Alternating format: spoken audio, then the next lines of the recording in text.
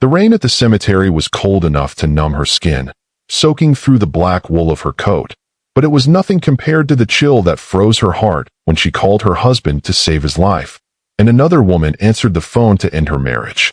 Welcome back, my wonderful family and friends. I am Mr. ZAHA. Thanks for tuning in today. A kind words from a man who has seen it all. Marriage are not mostly bed of roses. Sometime you need more of. More of what? Can't say. Continue watching, and you will surely know what to do in situations like this. Kindly hit that subscribe button and drop a comment letting me know where you're watching from. Tomorrow, I'll be bringing you another exciting story you definitely don't want to miss. So let's get started. The sky over the Hudson Valley was the color of a bruised plum. It had been raining for 3 days, a relentless, freezing drizzle that turned the earth into mud and the world into a gray blur. Julianne stood by the open grave, her heels sinking slightly into the wet grass. She was 32, though today she felt 100. She clutched a single white rose in her gloved hand, her knuckles white. She was alone. Well, not entirely alone. There were a few dozen people behind her, her mother's bridge club, old neighbors, distant cousins who had flown in for the reading of the will. But the space beside her, the space where her arm should have been linked with a strong, comforting presence, was empty. Alessandro wasn't there. Her phone buzzed in her pocket. She ignored it, watching the mahogany casket slowly lower into the ground.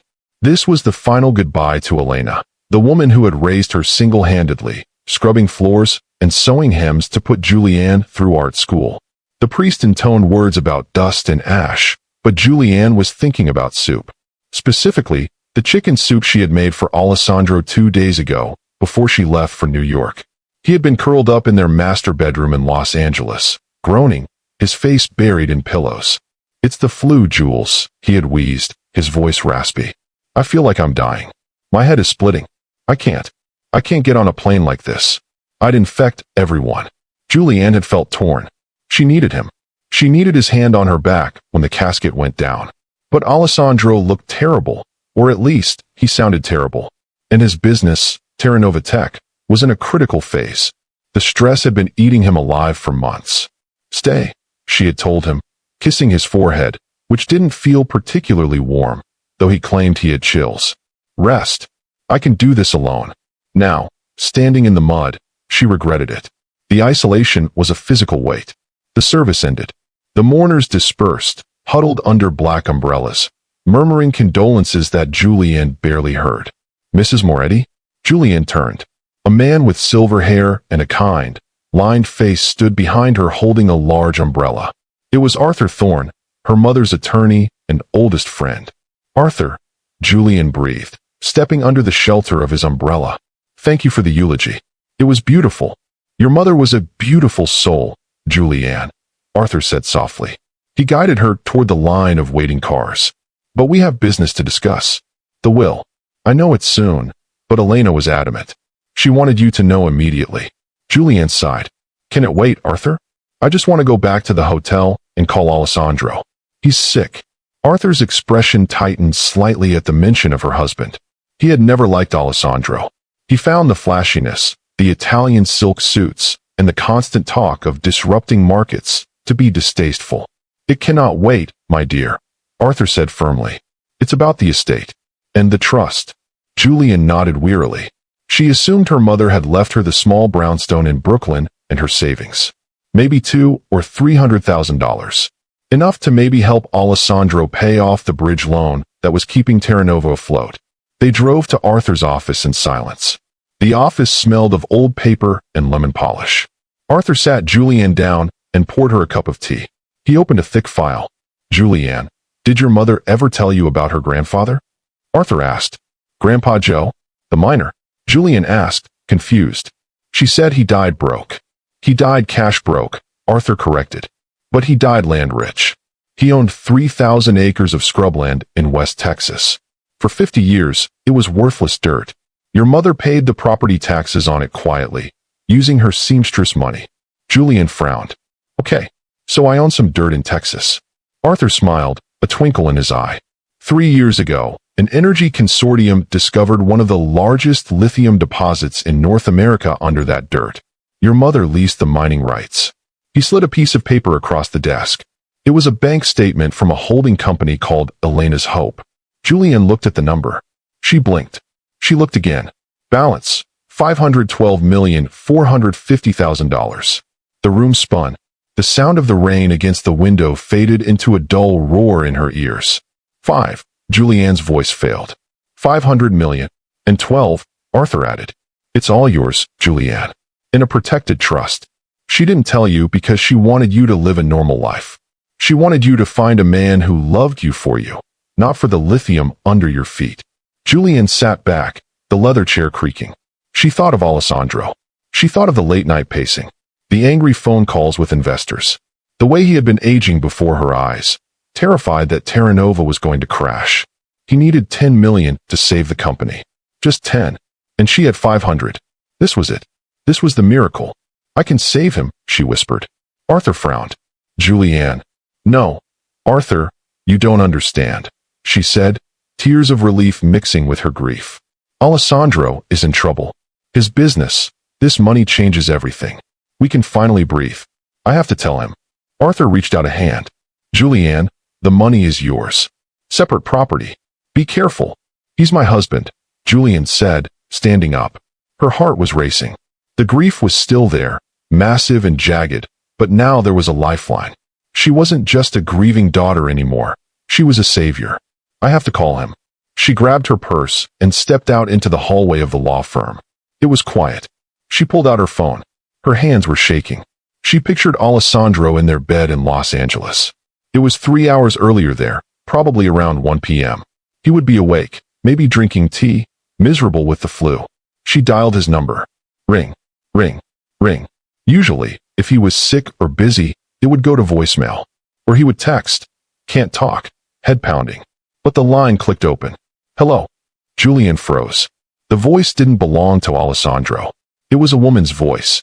High, raspy, and distinctly post-coital. It wasn't a nurse. It wasn't a doctor. It was the voice of a woman who was comfortable. A woman who had just woken up. Julianne's breath hitched in her throat. She gripped the phone tighter. Alessandro, she asked, her voice trembling. Who is this? There was a rustling sound on the other end. The sound of sheets moving. Then a giggle. Babe, your phone is making noise, the woman's voice said, muffled, as if she was turning away from the receiver. Then, the voice came back, clearer this time. Sharper. Look, he's in the shower, the woman said, her tone dripping with annoyance and arrogance. He can't come to the phone. And honestly, he really doesn't want to talk to you right now. He's having a great weekend. Julianne felt the floor beneath her tilt. Who is this? She repeated, louder this time. I am his wife. The woman laughed. It was a cruel, icy sound. Oh, honey, the woman said. We know. That's why he's here and not at the gloomy funeral. He said you're depressing. Do yourself a favor? Don't call here again. We have a reservation at Nobu in an hour. Click. The line went dead. The silence in the hallway of the law firm was not empty. It was heavy, pressing against Julianne's eardrums like deep water. The phone screen in her hand had gone black, but the voice, her voice, was still echoing in Julianne's mind, bouncing off the walls of her skull. Don't call here again. It wasn't just the words. It was the tone. It was the casual, sleepy arrogance of a woman who felt entirely safe. A woman who knew exactly whose husband she was sleeping with and felt no threat from the wife attending a funeral 3,000 miles away. Julianne lowered the phone. Her hand was trembling, a fine, high-frequency vibration that rattled the diamond engagement ring on her finger. A ring Alessandro had bought on credit. A ring that suddenly felt like a shackle. The door to the office clicked open. Arthur, her mother's attorney, stepped out. He looked at her, his brows knitting together in concern. He saw a woman standing in a damp wool coat, clutching a phone like a weapon. Julianne. Arthur asked softly. Did you reach him? Is the ambulance coming? Julianne blinked. The world came back into focus. The smell of lemon polish. The sound of the rain drumming against the window pane at the end of the hall.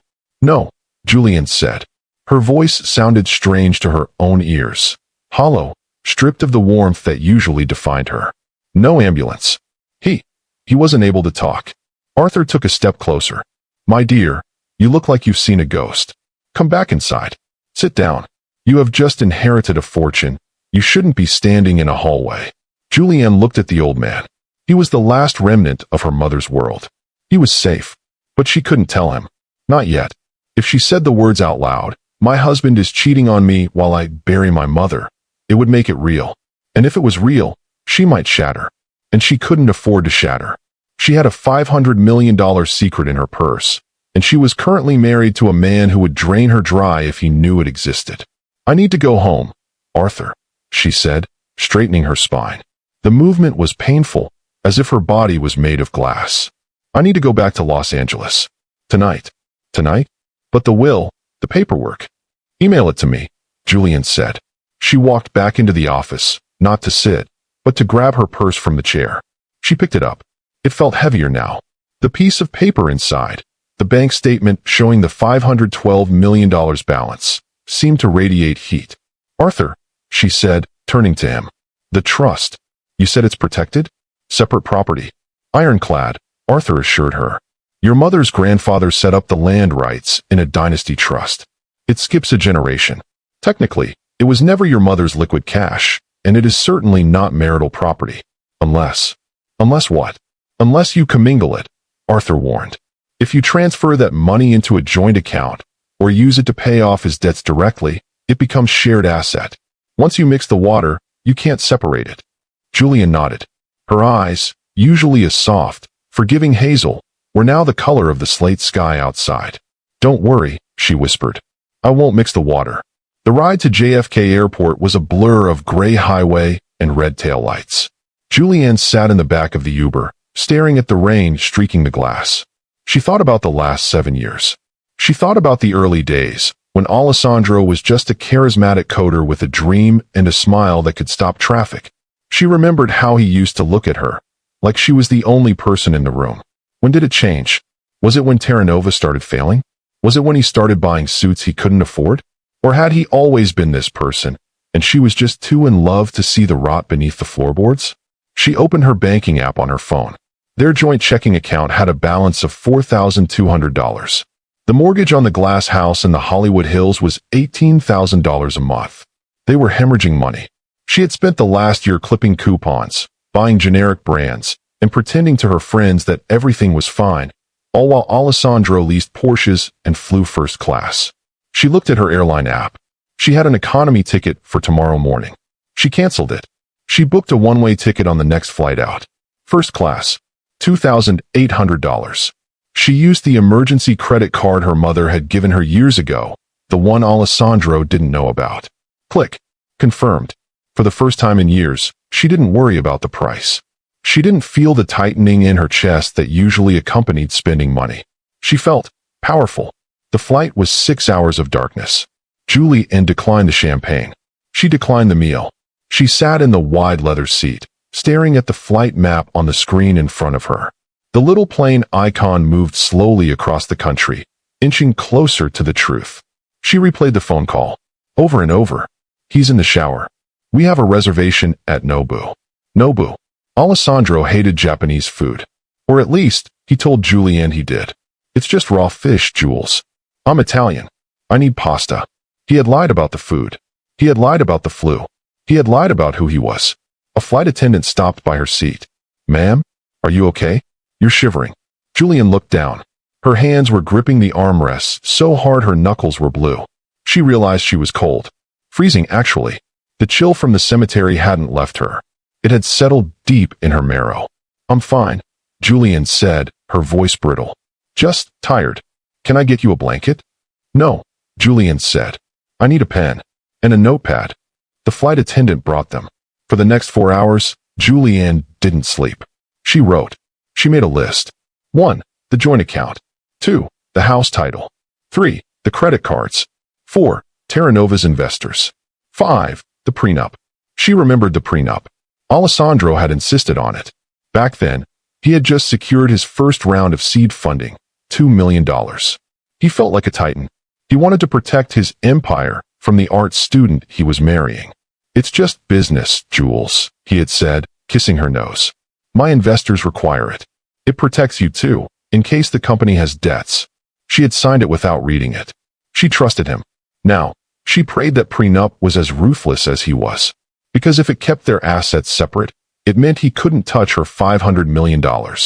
But it also meant she could leave him with exactly what he had brought to the marriage, his ego and his debt. By the time the plane began its descent into Los Angeles, the notepad was full. Julianne wasn't just a wife anymore. She was a strategist. Los Angeles was painfully bright. The smog hung over the city like a golden haze. Julianne took a car service home. As the car wound its way up the narrow roads of the Hollywood Hills, Julianne felt a familiar knot of anxiety. Usually, this drive meant returning to the stress of Alessandro's moods, his manic highs when he thought he had a deal, and his crushing lows when the money ran out. Today, the anxiety was different. It was the adrenaline of a hunter approaching a trap. The car pulled up to the house. The glass box, as Julianne secretly called it. It was a stark, modern cube of steel and windows, perched precariously on the side of a canyon. It had no soul. It had no warmth. It was a house designed for Instagram, not for living. The driveway was empty. Alessandro's Porsche was gone. Julianne thanked the driver and let herself in. The silence in the house was total. The air conditioning hummed, a low, artificial sound. She walked into the foyer. Her heels clicked on the polished concrete floors. "Alessandro," she called out, testing the silence. No answer. She walked to the kitchen. It was spotless.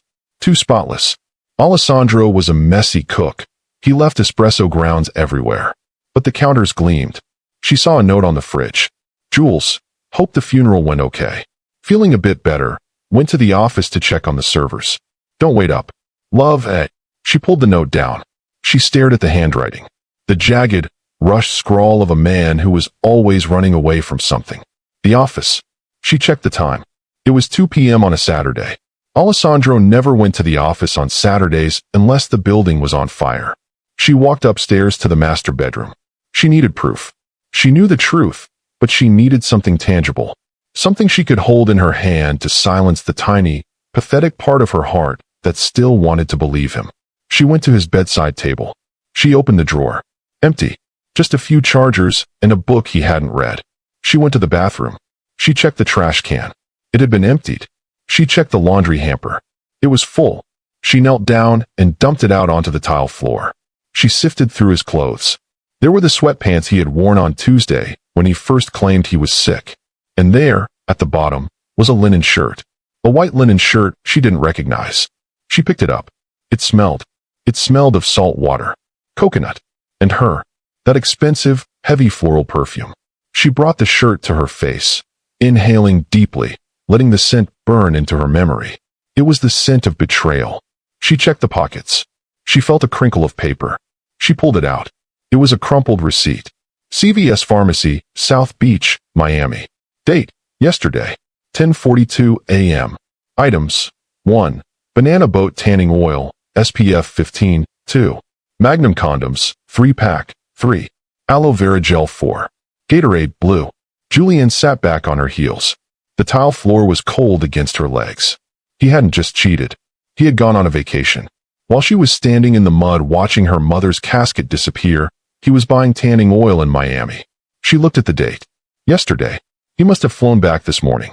He was probably at the office right now, trying to tan correct his skin tone or come up with a story about why he looked so healthy after a week of the flu. She stood up. She walked to the medicine cabinet. There was the bottle of Tamiflu she had picked up for him 5 days ago. $150 with no insurance. She twisted the cap. Crack. The safety seal broke. He hadn't opened it. He hadn't taken a single pill. Julianne placed the bottle on the counter next to the receipt and the linen shirt. The exhibit A, B, and C of her marriage's murder. She heard the rumble of an engine outside. The Porsche. He was home.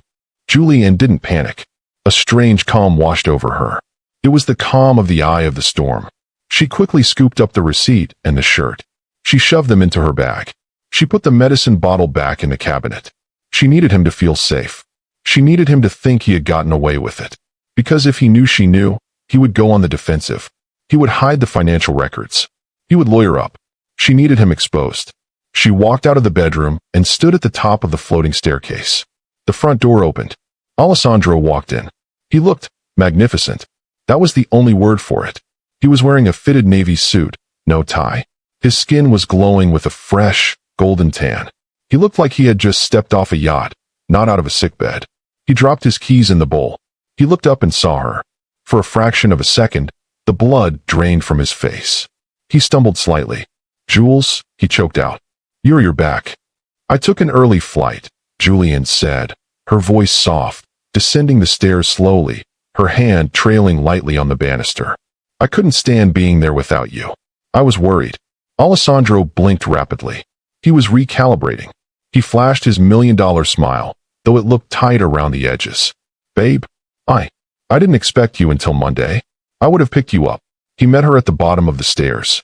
He leaned in to kiss her. Julian turned her head at the last second, so his lips grazed her cheek. She smelled the mints he had just eaten to mask the day. "You look better," she said, stepping back to look at him. "Your color came back." Alessandro laughed nervously, touching his cheek. "Yeah, the fever broke last night. I sweated out. Gallons of sweat. It was gross. But I feel like a new man today." "I can see that," Julian said. "You look remarkably healthy for someone who was knocking on death's door 48 hours ago." "It's the Italian genes," Alessandro said, winking. "We bounce back fast." He looked at her, searching her face for suspicion. "So, how was it?" he asked, his voice dropping to a somber register that sounded entirely rehearsed. "The funeral? Was it nice?" "It was wet," Julian said. "It rained the whole time. I'm so sorry I couldn't be there, Jules. You know I wanted to go. It killed me to let you go alone." "It's okay," Julian said. "I wasn't alone." Alessandro froze. "Who was with you?" "Arthur," she said. "Mom's lawyer." Alessandro relaxed visibly. Arthur. Good old Arthur. Did he read the will?" The question hung in the air. The greed was so naked, so raw, it almost made Julian laugh. He hadn't asked about her grief. He hadn't asked about her mother. He asked about the will. This was the pivot point. The moment where her life split into two paths. Path A. She tells him about the $500 million. He gasps, he cries, he apologizes. He uses the money to save Terranova. He stays with her, not out of love, but out of parasitism. And she spends the rest of her life wondering where he goes on Saturdays. Path B. She lies. Julian looked him in the eye. "He did," she said. Alessandro held his breath. "And she left the house in Brooklyn," Julian said. "But it has 3 mortgages on it. It's underwater. And she had credit card debt. About $50,000. Alessandro's face fell. It was like watching a building collapse in slow motion. The light died in his eyes. The charm evaporated. "Debt?" he whispered. "She left you debt?" "Yes," Julian said.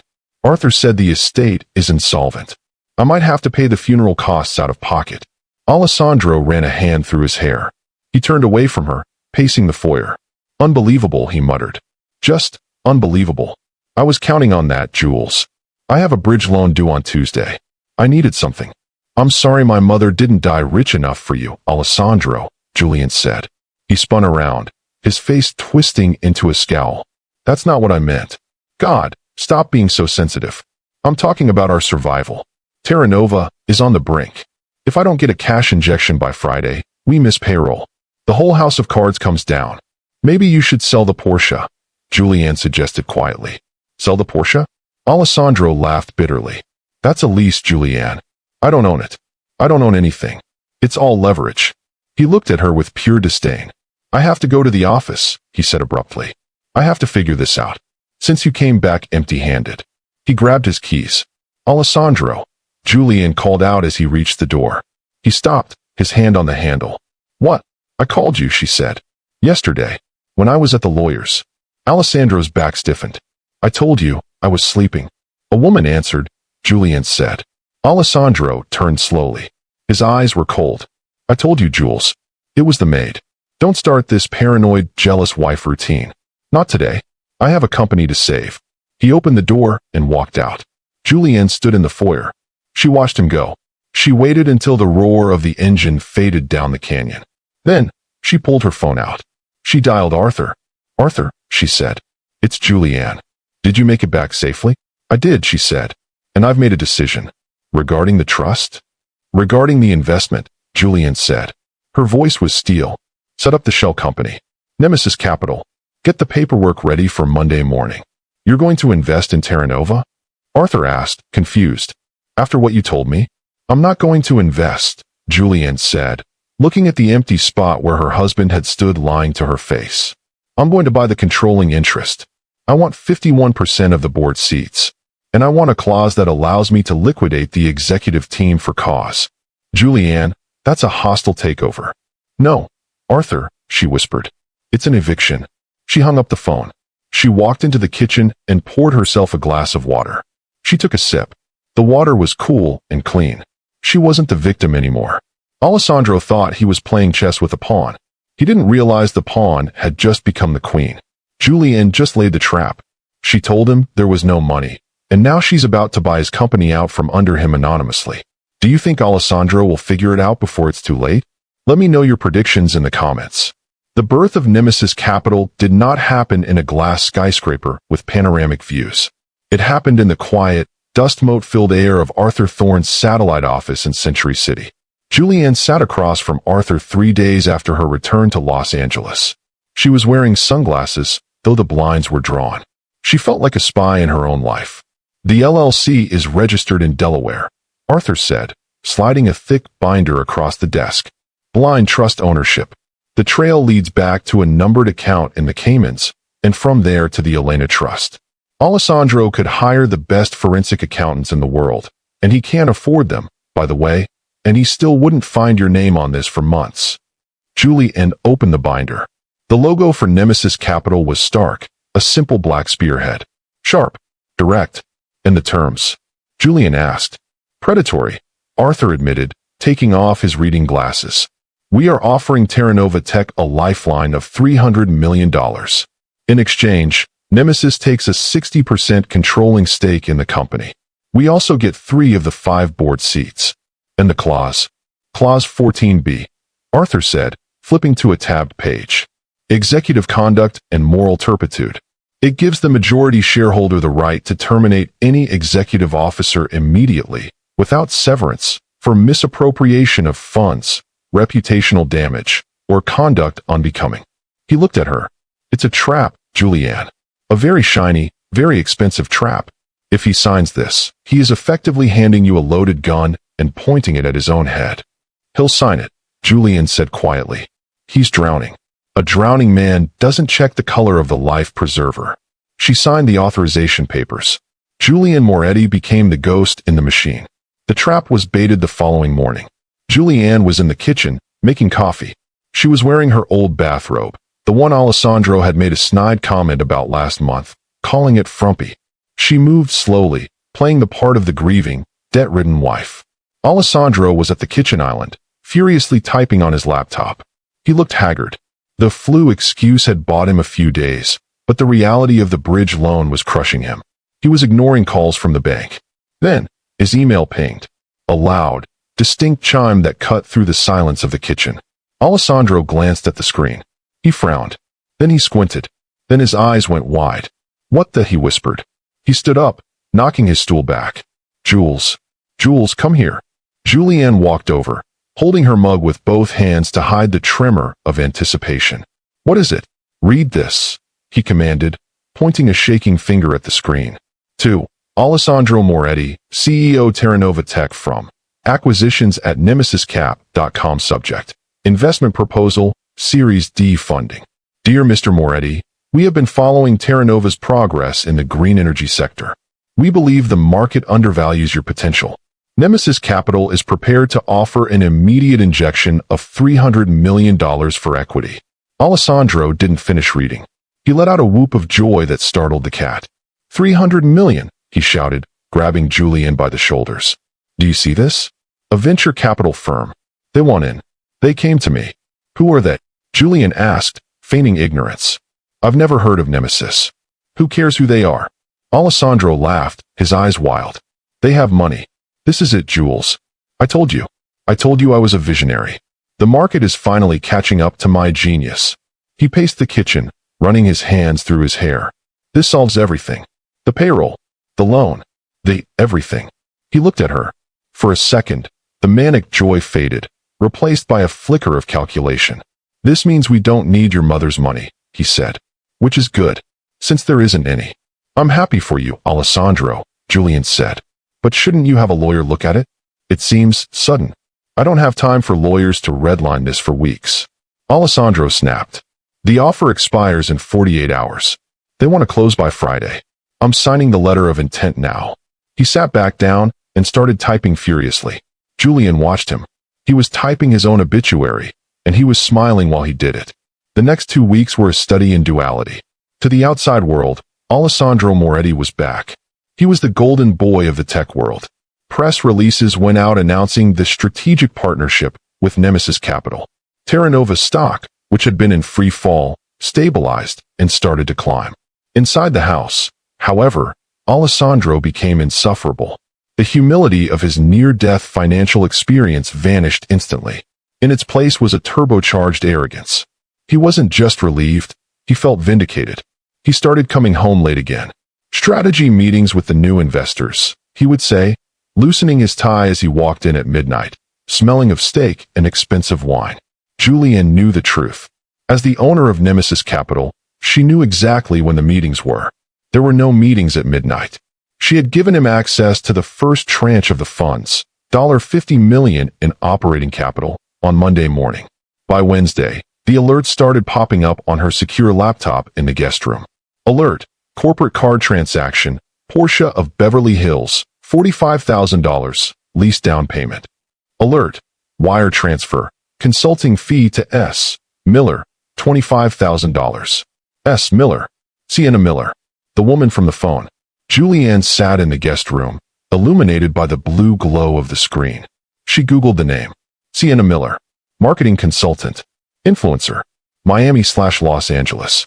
There she was. Her Instagram was a curated feed of bikinis, private jets, and vague captions about manifesting abundance. Julianne clicked on the most recent post. It was a photo of a woman's hand holding a glass of champagne in the first-class cabin of a plane. On her wrist was a Cartier love bracelet. Caption: business trips with the boss. Big things coming. Hashtag Terra Nova, hashtag VP. Julianne felt a cold, hard knot in her stomach. He wasn't just sleeping with her. He was hiring her. He was bringing his mistress into the company Julianne now owned. She looked at the transaction log again. Alert: the Beverly Hills Hotel, Bungalow 7, $3,500. He was meeting her there tonight. Julianne closed the laptop. She stood up and walked to the mirror. She looked at herself. She saw the fatigue around her eyes, the grief she had been suppressing to play this game. She went downstairs. Alessandro was in the living room, admiring himself in the reflection of the glass window. He was wearing a new watch, a Patek Philippe that cost more than her college tuition. I thought you said money was tight, Julianne said, leaning against the doorframe. Alessandro jumped slightly, covering the watch with his cuff. It is, he said quickly. This is a loaner. From a vendor. Trying to butter me up. You're going out? She asked. Dinner with the board, he lied smoothly. We have to discuss the Q4 marketing push. It's going to be a late one. I see, Julian said. You know, Alessandro, today is the 1-month anniversary of my mom's funeral. Alessandro paused. He looked annoyed that she had brought down the mood. Right? Yeah. I'm sorry, babe. I really am. But business doesn't stop for grief. You understand that, right? I'm doing this for us. So you can have the lifestyle you deserve. For us, Julianne repeated. Exactly. Don't wait up.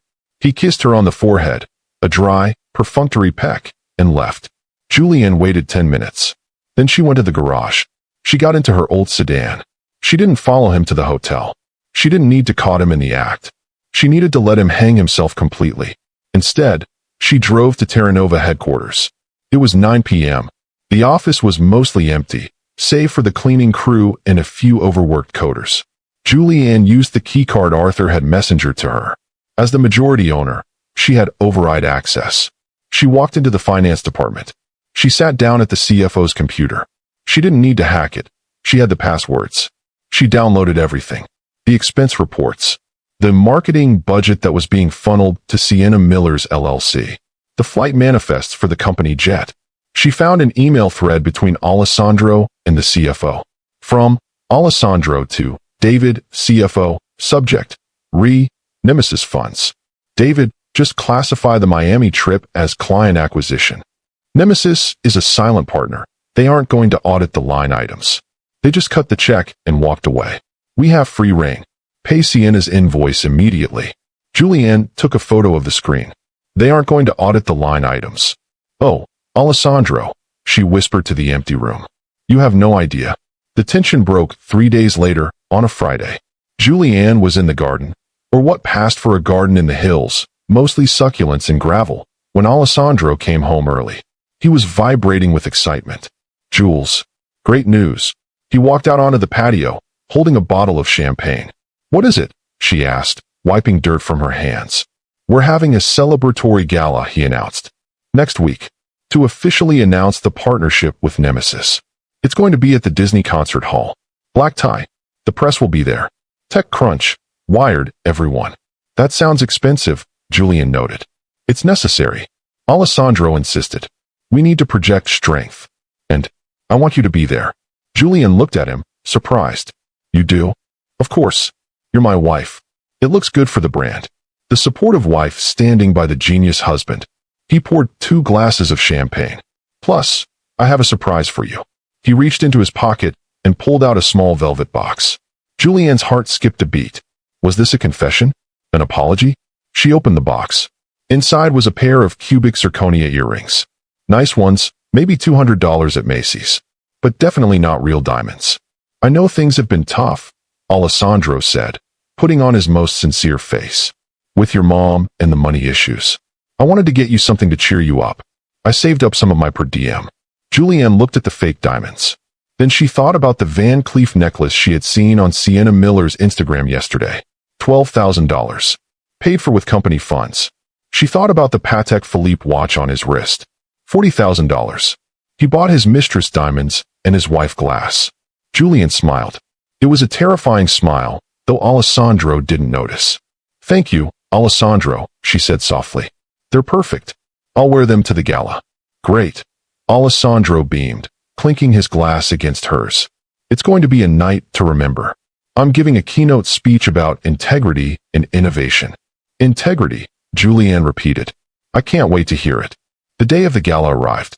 Alessandro left early to supervise the setup. Julianne knew he was actually meeting Sienna for a pre-party drink at the Ritz. Julianne took her time getting ready. She didn't wear the black dress Alessandro had laid out for her, a modest, unassuming thing that blended into the background. She went to the back of her closet. She pulled out a dress she had bought in Paris years ago, during a semester abroad, before the debt. It was a deep, blood-red silk. It was structured, architectural, and bold. She put on the cubic zirconia earrings Alessandro had given her. They were a reminder, a totem of his disrespect. She called a car. Destination? The driver asked. The Disney Concert Hall, Julian said.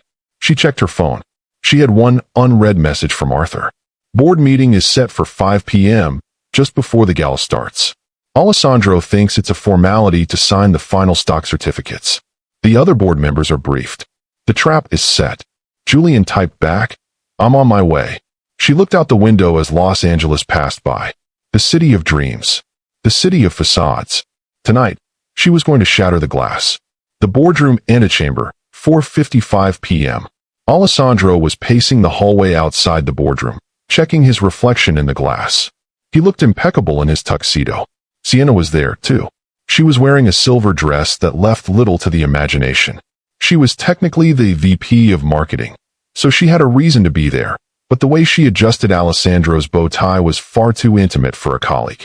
Stop it, Alessandro hissed, swatting her hand away. Julianne will be here soon. She's coming to the gala. Why? Sienna pouted. She's such a drag. You said she's depressing. She is. But I need the optics. Just behave yourself tonight, okay? Once the press leaves, we can slip away to the after party. Mr. Moretti? It was the receptionist. The board is assembled.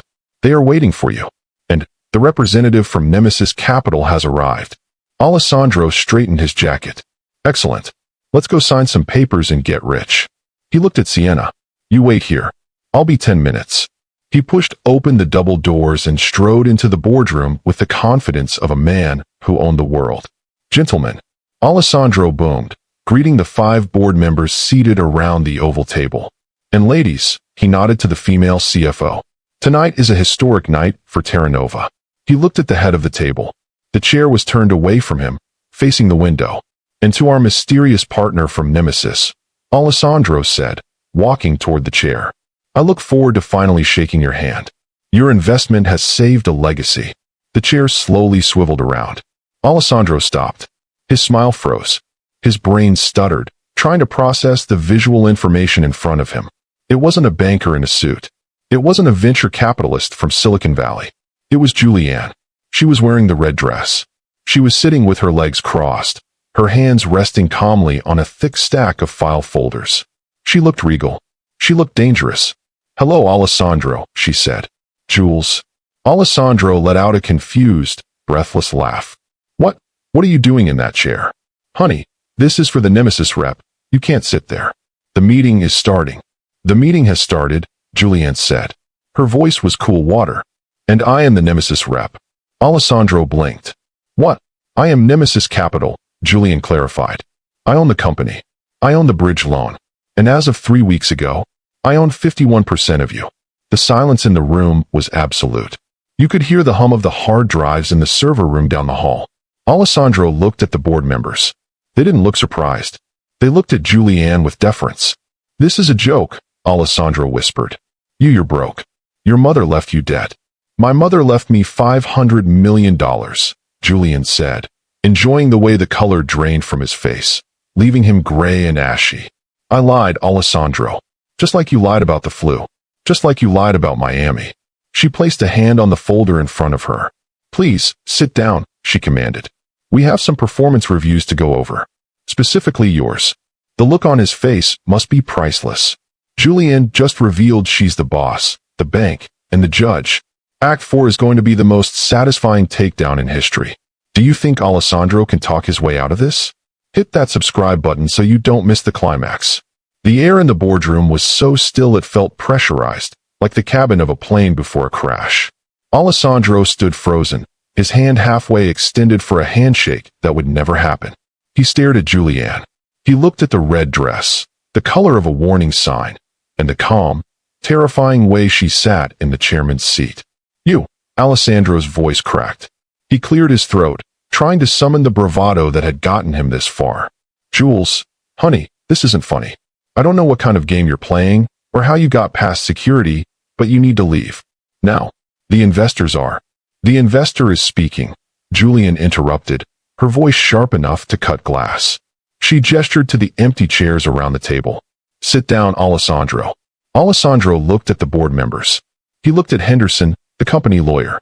Henderson was studying his shoes, refusing to make eye contact. Henderson, Alessandro snapped. Do something. She's trespassing. Henderson sighed, a long, weary sound. He pulled a document from his briefcase. She's not trespassing, Mr. Moretti. I've reviewed the incorporation papers for Nemesis Capital as requested by the chairman this morning.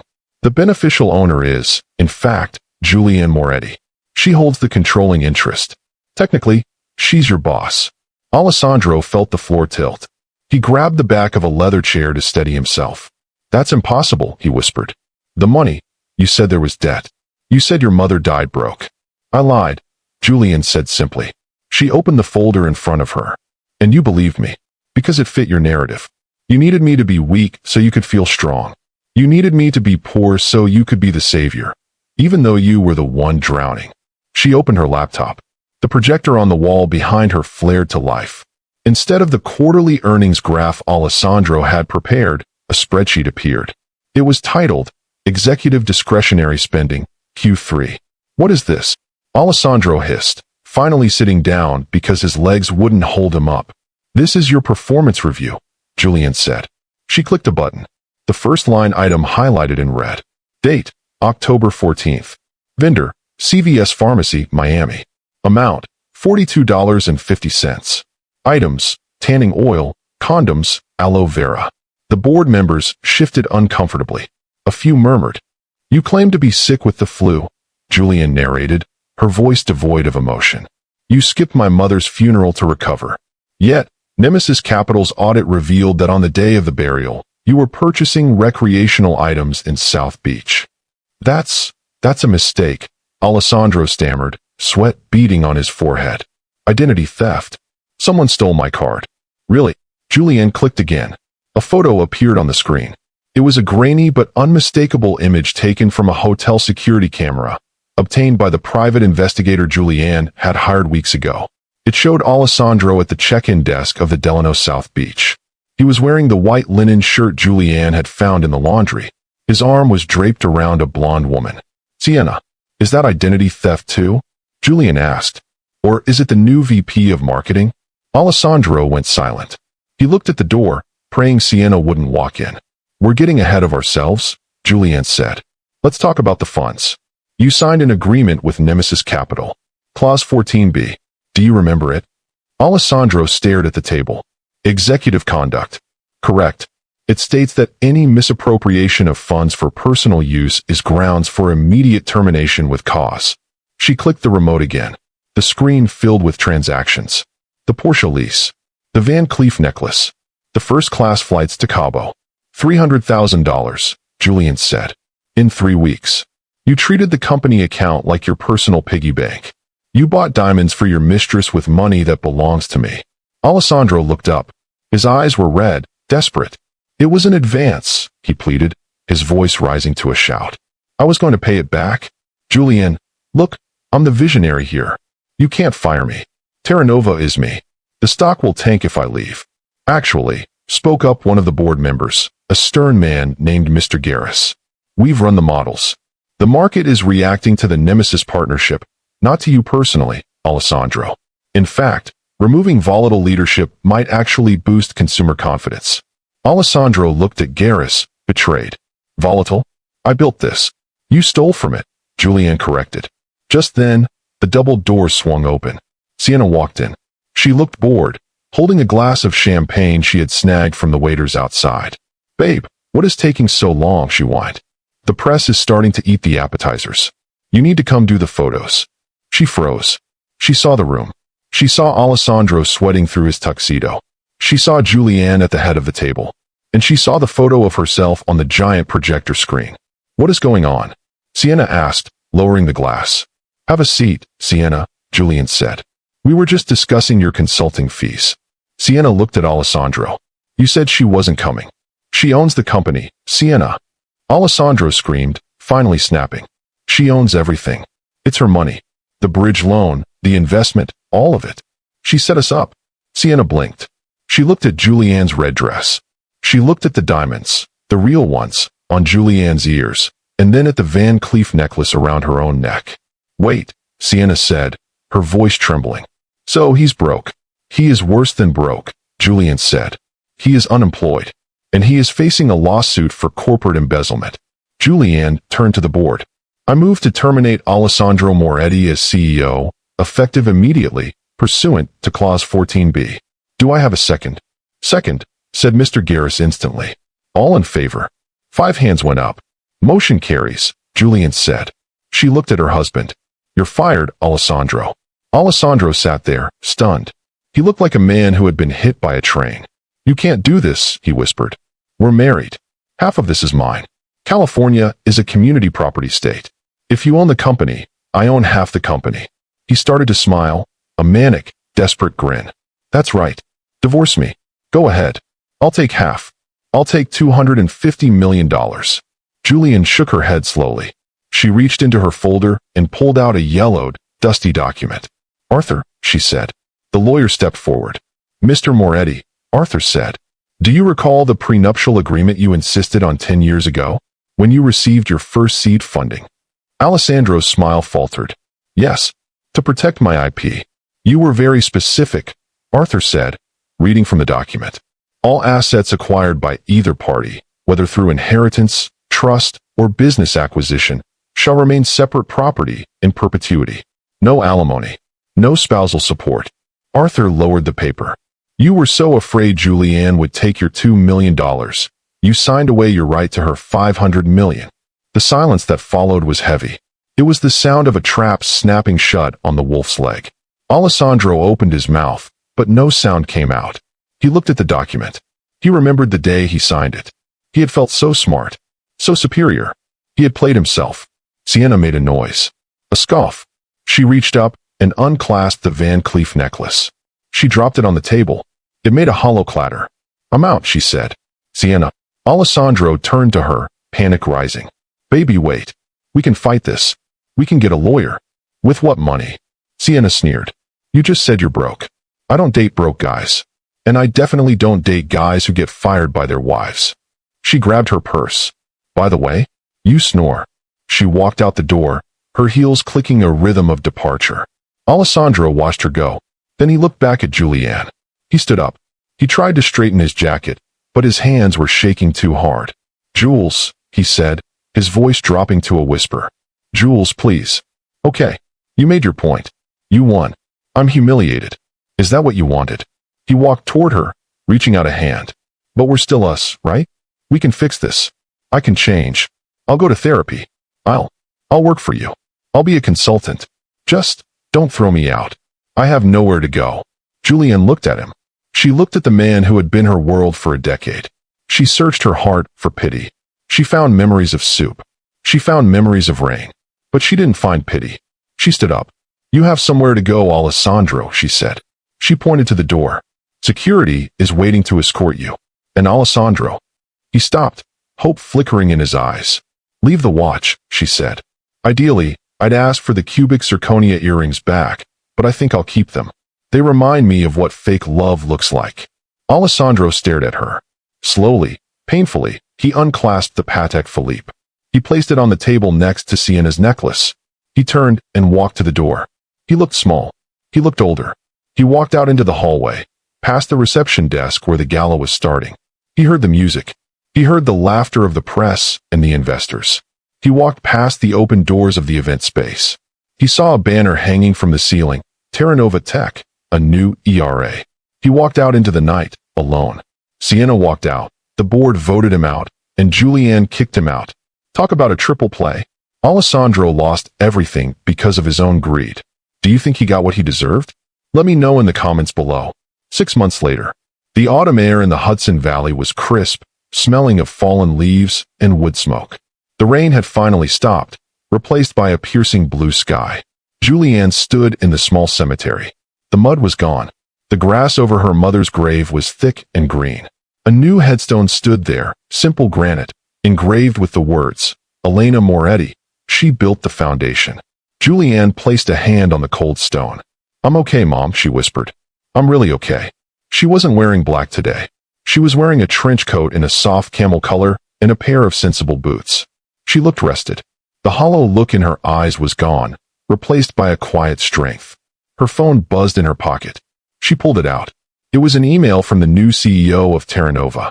Subject: Q3 report and lithium partnership. Julianne, the board approved the new scholarship fund. 10% of all profits from the lithium extraction will go to grants for single mothers in the arts. Also, the stock is up another 12%.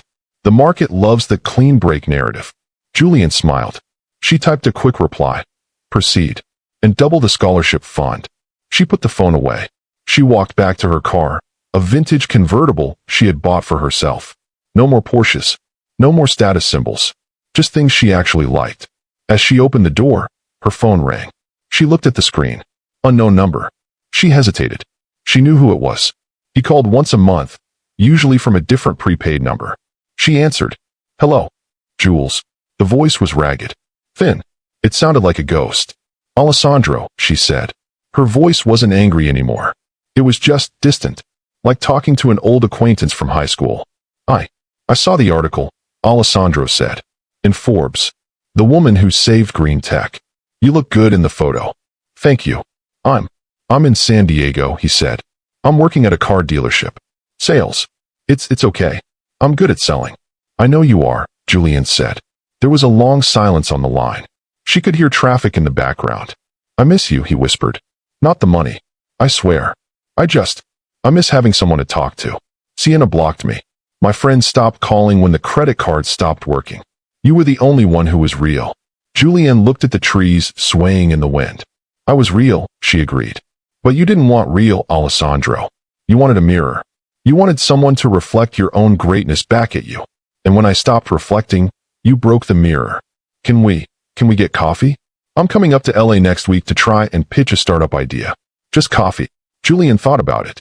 She thought about the man she had married. She realized she didn't hate him anymore. Hate required energy. Hate required attachment. She felt nothing. No, Alessandro, she said gently. I don't drink coffee with strangers. Strangers? I was your husband. My husband died, Julian said. He died the day he skipped my mother's funeral to go to Miami. I buried him right here, next to her. I don't know who you are. Jules, please. Goodbye, Alessandro. She hung up. She didn't block the number this time. She didn't need to. He could call all he wanted. It was just noise now. She got into the car and turned the key.